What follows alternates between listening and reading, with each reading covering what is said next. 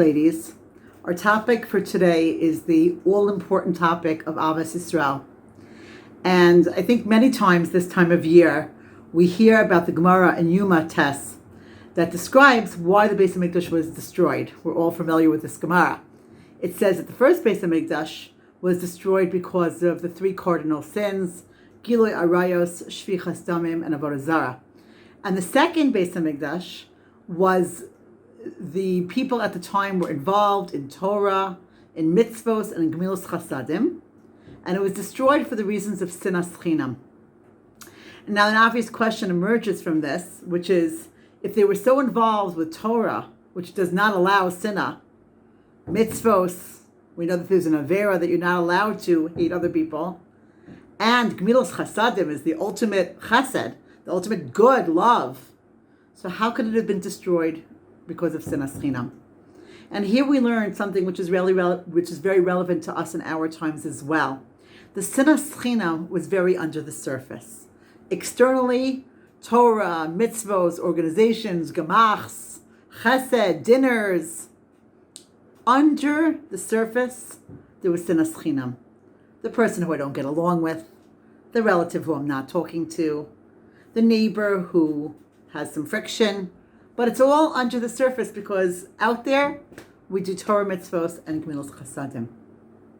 So I'd like to talk today about how in our generation, we can deal with removing the Sinas Chinam that's under the surface. And we all know that a door where the Beis HaMikdash was not rebuilt is a door that is still suffering from Sinas Chinam. And if we're not solving the problem, we're part of the problem. So we would like to eradicate Sinas Chinam on any level that we are able to. Rabbeinu Yonah in Shar Shuvah, Gimel, Rabbeinu Yonah says, "Huzharnu bezeh lahasir minafshenu midas hasina." He talks about the pasuk in Vayichan, your test that we all know, Lotisnas achicha b'lvavecha. You're not allowed to hate your brother in your heart. And he says we have to remove lahasir minafshenu. We have to remove sinah from our nefesh. Rav Cheskel Levenstein, the famed Mashgiach the Meir, said that you could be medayik these words lahasir. If you have to remove it, it means it's there already.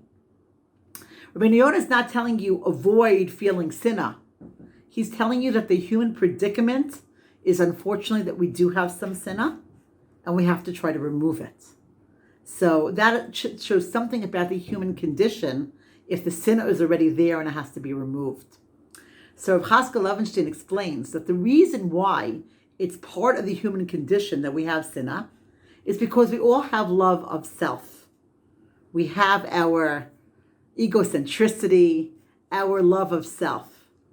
And therefore, there's a package that if I love myself, then anybody who's getting in my way, I have a negative feeling towards. Or I have to dislike people who are different than me in order to feel good about myself. I have to notice flaws in others because that makes me feel good. So our self-love causes, unfortunately, sinah towards others. Some of us suffer with this more, some less, but this is part of the human experience, and that's where Rabbeinu Yonah says that we have to lahasir, we have to remove the sinah. Okay, so let's get to a practical aspect. There are so many aspects of this, but I'd like to focus today on one specific one. The Netziv, in his Hakdama to Sefer Bereshis, quotes the Medrash Rabbah in Parsha Memtes, which is talking about Avram Avinu.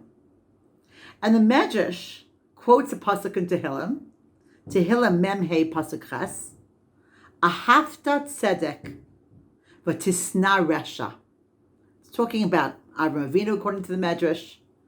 You loved tzedek, you loved tzidkus, justice, good things, v'tisna resha, and you hate bad. Okay, that would seem to be all of us. We love tzidkus and we hate rishus. Amazing. Except the Medrash says a very unusual twist here about Avram Avinu. Ahavta lahatzdik et briosi. V'tisna laharshiyan. Ladies, this should become a mantra for us. It's not just that Avram loved tzedek and hated resha. It's that he loved to be matzdik people. He loved to justify, to see the good. But tisna laharshiyan. He hated seeing bad in people. I think that this is incredible. And this is what we want to get to.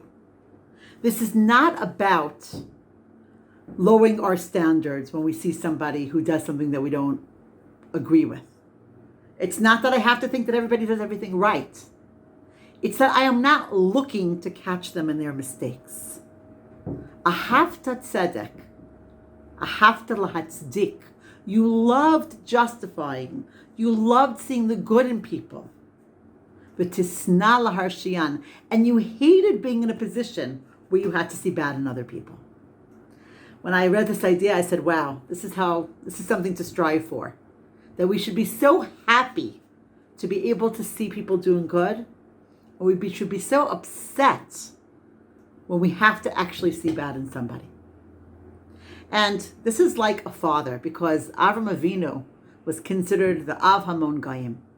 A father, even if he has a son doing things that he doesn't approve of, the father, still wants the child to be healthy and be well. He cares about his welfare. But more than that, if the father can catch the child doing something good, he says to his wife, did you see what he did today? He did this mitzvah. Or I think things are getting better. He's doing this well. Because that's the way a father relates to a son. And this is our goal. Ahavta latzdik et briosi v'tisna laharshiyan. We love seeing good in people, and we hate having to see bad. We don't want to. So this is what we have to work on. And really this goes together with the midah of being dan l'kav schos, of judging people favorably.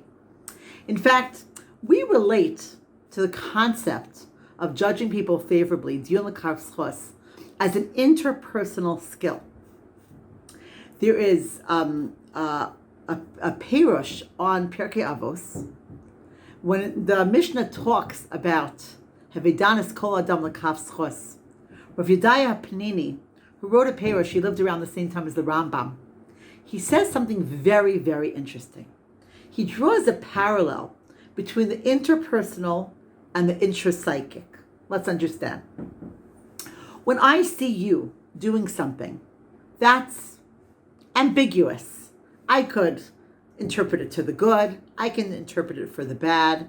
Depends which way I'm looking at it. So we all know that when we're dan l'kav schos, we take the good option and we push away the bad. That's what we're trying to do when we judge favorably. So I just took a situation which was ambiguous and I pulled towards me the good the good option, the good way to interpret what you did, and I pushed away the bad. Rabbi Daya Panimi says that when you learn how to do this, it affects you intrapsychically as well. What does that mean? Sometimes we have to make decisions in our brains between two choices. We're not sure what's good and what's bad. We're ambivalent about the decision we have to make. If you got used to being dan l'kav schos interpersonally, you got good at extracting good from mixed situations and pushing away bad. So right now you're ambivalent about your own decision, but you will know how to choose the good and push away the bad, because you've practiced doing this interpersonally in the way you choose to see other people. And it will affect you intrapsychically. It will affect your decision-making capacity. It will affect your ability to choose good over bad in your personal life and your personal decisions. So we want to get good at this. We want to get good at choosing good and pushing away bad. I once gave over this idea, and there was a woman in the group who was a Baal Tshuva who had studied in Neve Yerushalayim. And she said when she learned Hilchos Shabbos for the first time, and they got to Borer, which is such a complicated topic, and the teacher was talking about the conditions of Borer, and the teacher said you have to choose Ochel mitoch hapsolat, you have to choose the good over the bad. And then he smiled and he said, and try to do this interpersonally as well. Choose to see good and push away bad. So that's what we're trying to do. And I think that this is a very big part of Avos Yisrael, Because when you really love someone, you want to interpret their actions for the good. You don't want to catch them doing bad. And therefore, in our attempt to move away from Sinas Chinam and move towards Ava, we have to be able to do this exercise. Achdut tzedek, v'tisna resha. You wanted to see the good and you wanted to push away the bad. Okay, so let's look at this. I'd like to share with you an idea that I wish I remember who I heard it from. I think I heard it in the name of Rav Moshe Shapiro Zatzal. I'm not sure. But I thought it would give me a very good understanding of this topic.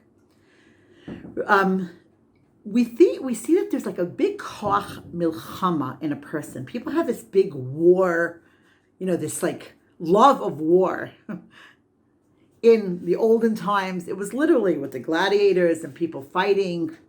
And we had in the Middle Ages, wars where people would go out the street to fight over religion, fight over territory. In modern day times, we have sports, we're one team against the other. We have politics, one team against the other. What is it in man that so much always needs to be the us and the them, my side and your side? I want to strengthen this point at the time that we're living in right now. I remember when COVID-19 was first emerging, I remember saying to my husband at some point, I said, finally, there's a universal conflict, a crisis, that puts all of us in the same boat. We're all together, all different people of all different shades and stripes and opinions, but we're all suffering the same thing. This is it was like a little bit of like a, in the difficulty, there was like a sweetness that at least we were all united. And unfortunately then came the shaming and the blaming of who's taking this precaution and who isn't, which communities are doing this and which communities are doing that. And I said, how are we so talented as to take a universal crisis and make little internal camps within this as well? It was very, very sad for me. So there's clearly a need within people to kind of like have the good guys and the bad guys and the us and the them. We see this in children when they play in the courts. We see this with us and our neighbors, or us in different communities with different ideologies. Why? So like I said, I think it was said in the name of Rav Moshe Shapiro, that the real reason why Hashem puts a koach milchama, a desire for war in a person, is to overcome our Yetzer Hara. This is supposed to be an internal war of my Yetzer Tov conquering my Yetzer Hara. Unfortunately, this desire for war gets derailed and goes to all these different places where it's not supposed to go. But really, it's supposed to be harnessed for me to have my better side overcome my darker side, for me to conquer my Yetzer. So let's think about judging favorably in this particular context. The Gemara in Kiddushin Ayin says, Kol haposel b'muma posel, which literally means that if you see somebody, if you're noticing somebody doing something wrong, if you're harping on somebody's imperfections, ask yourself if this is not projection. Maybe I have this weakness and I am projecting it onto you. Or as the expression goes, takes one to know one. Kol haposel b'muma posel. If we look at it deeper, later on the Gemara says, Kol haposel pasol. Anybody who has to point out other people's problems, what's wrong with me, what's unresolved with me, that I have to look at what's wrong with you. So it's either Kol haposel b'muma posel or Kol haposel pasol. But basically, we have a relationship to the things that we see in other people. Now, if I want to use my koach milchama, not to fight against you, but to fight to overcome my own Yetzer Hara, I have to ask myself, why did I have to see this weakness in you? And to reflect it back on myself, what does it teach me about myself so that I can overcome my own Yetzer Hara? One of the clearest examples of this is when Chazal point out the Smichos Parshios, the connection between the Parsha of Nazir and Parsha of Sota.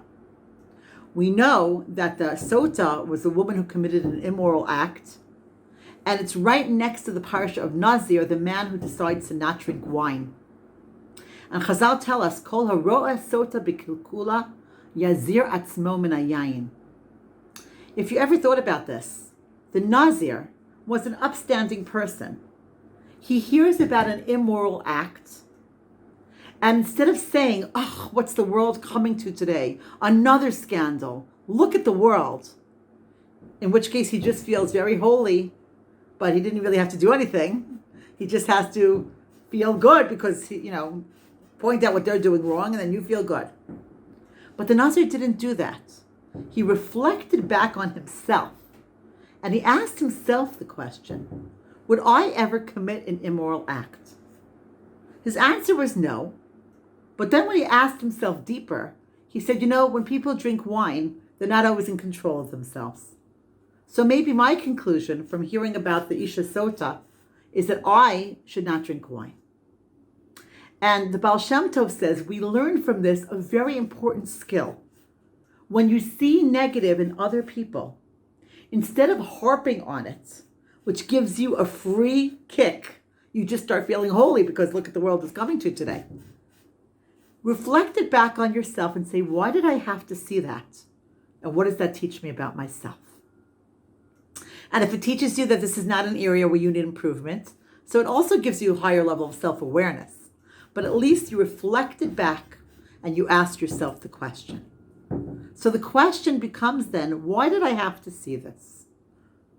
And I try to grow through that process. Okay, I think that often when we see faults in other people, there are different relationships that we have to the fault itself. Sometimes it's like the pshat of what the Gemara says, kol haposel b'mum haposel. The reason why I see that in you is because it's very familiar to me, and I just kind of am noticing it in you. As we said, I'm familiar with this. It takes one to know one. But if you look at it from the perspective of what we just said, the reason why I had to see that in you was to learn something about myself that I clearly am not in touch with myself. I'm going to give a very personal example. I don't know who's hearing this, but I recently was very critical of somebody who took a very, very strong public stance on a topic that I felt was overly self-assured, and I was not sure that was the correct thing to do. Over time, it has come out that I think the person did make a mistake, and part of me was saying, you see, she was wrong. And then I said to myself, what is going on here? I'm looking to catch somebody in a mistake? I should be sorry if the person made a public statement and made a mistake. And then I said to myself, why is this bothering me so much? So the pshat level is, she was too self-assured. She shouldn't have been so confident in herself. And the drash is, what did I have to see that? Kol haposel b'mum haposel. I said to myself, maybe Hashem is asking me to examine when I'm too opinionated and I'm too self-assured. Because I could be pretty opinionated. And the fact that it bothers me so much to watch somebody else have a strong opinion is maybe a lesson for me to a little bit tone down my own opinionated side. Because that's what the Kol HaMilchama is about. Not to be in a conflict with somebody else, but rather for me to overcome my own yetzer and to learn about my own limitations and where I need to grow. So that's Kol haposel b'mum haposel. Sometimes it doesn't seem to work. The topic that we are so bothered about in other people is actually something where we have no weakness in this topic. If you're very bothered by people who aren't punctual and you're super yekish, it's not because you have the same flaw. But sometimes the problem is exactly the opposite. I was gifted in a certain area, and therefore it's very hard for me to understand and be tolerant of people who are different than me. So I'm always picking up people's flaws and noticing them because I'm proud of who I am, and I don't really understand people who don't have my strengths. There's a third category, which is that sometimes the reason why I'm noticing your flaws is because I used to be like you. and I changed. And now I'm very intolerant of anybody who still has my own patterns. So if we put this together, when you see a flaw in somebody else and you want to kind of self-reflect, you say, am I you? Am I the opposite of you? Or maybe I used to be you. And that's why I'm so critical.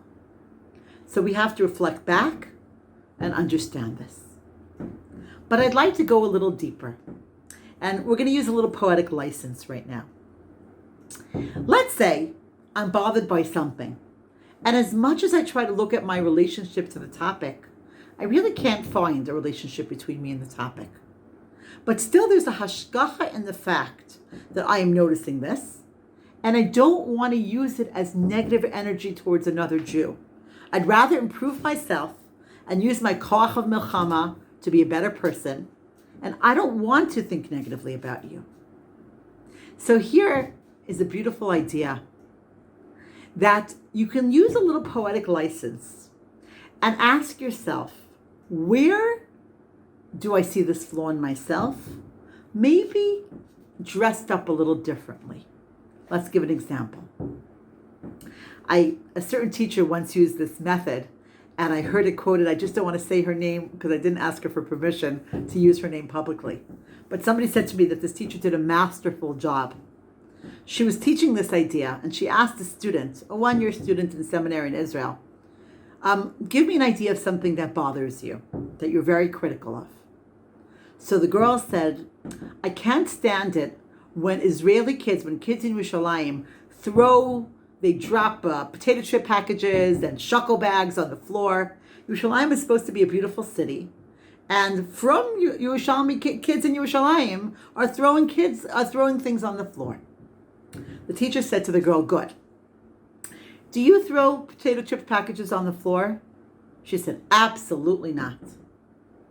Then the teacher said to her, do you throw your skirts on the floor in your dorm room? She said, no, I'm very, very neat. Everything's well put away.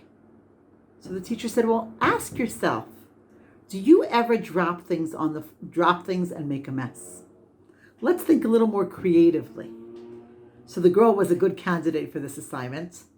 She thought for a minute and she said, yes, sometimes I drop a comment and I make a big mess by offending somebody.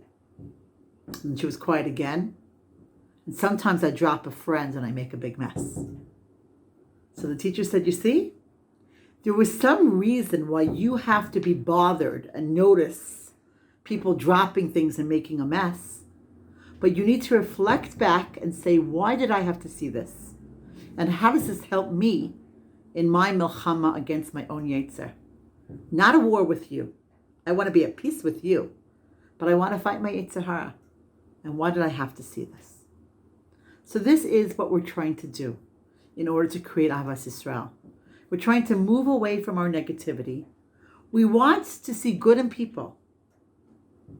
As we just read in Parshas Balak, Lo hibit aven b'Yakov. Hashem sees the good. Lo ra'av al Yisrael. Hashem doesn't see the bad in us. We want to see good in people.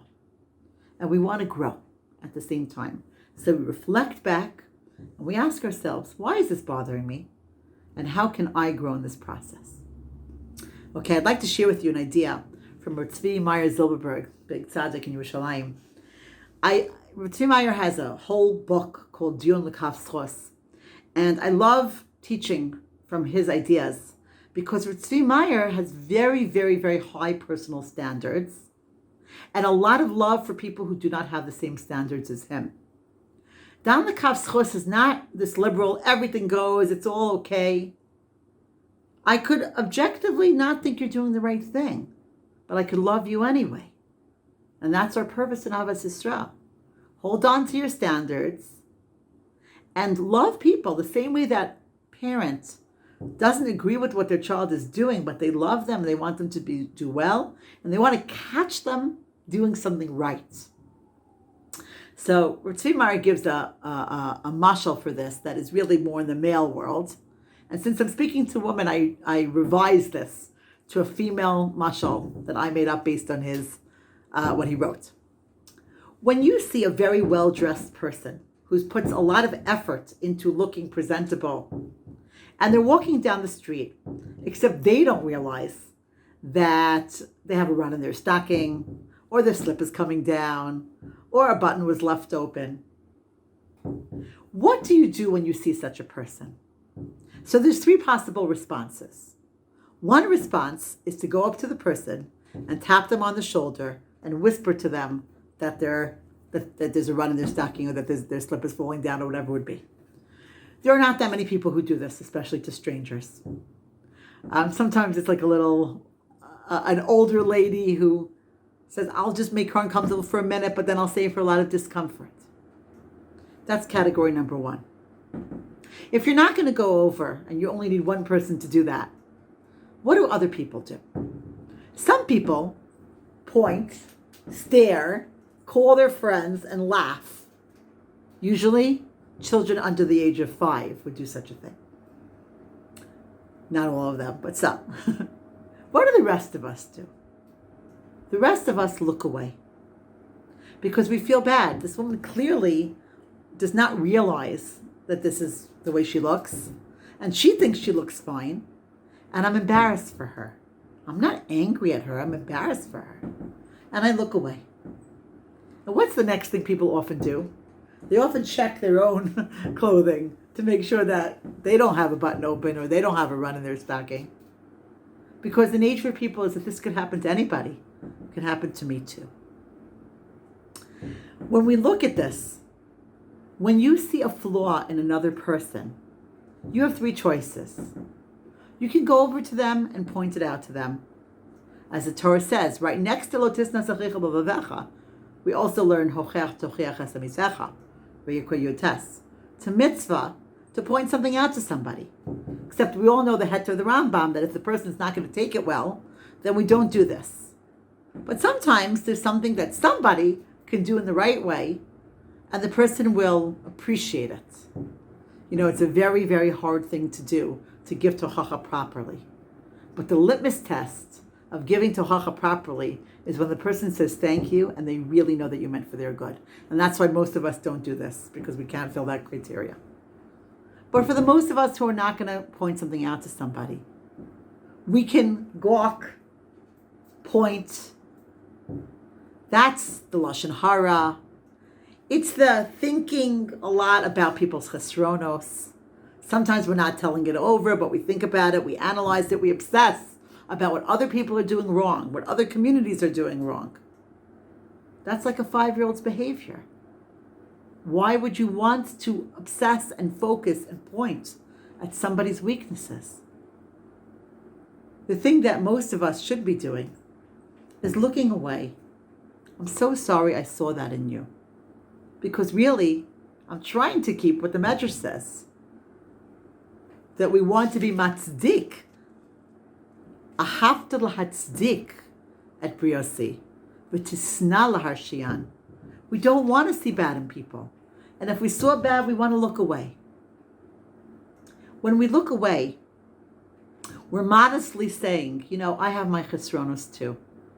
And that's when we check our own slip. Because I don't want people noticing. There must be things about me that people notice that I don't realize they're noticing, and it's embarrassing. So I feel vicariously embarrassed for you that I noticed your flaw, because people don't like their flaws to be noticed, and I look away. Now, even if the person's flaw is in an area where I have a certain sensitivity, so I notice people who are doing the wrong thing because I worked on myself a lot.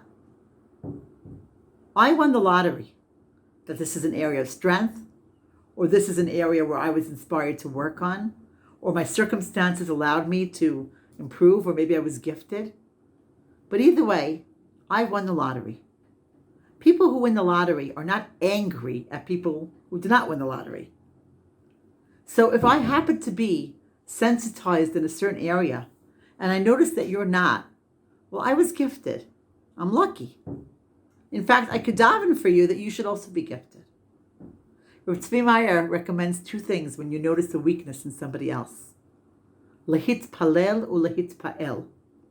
Lehit palel is daven for them that they should win the lottery, that they should also be exposed, that they should also be inspired.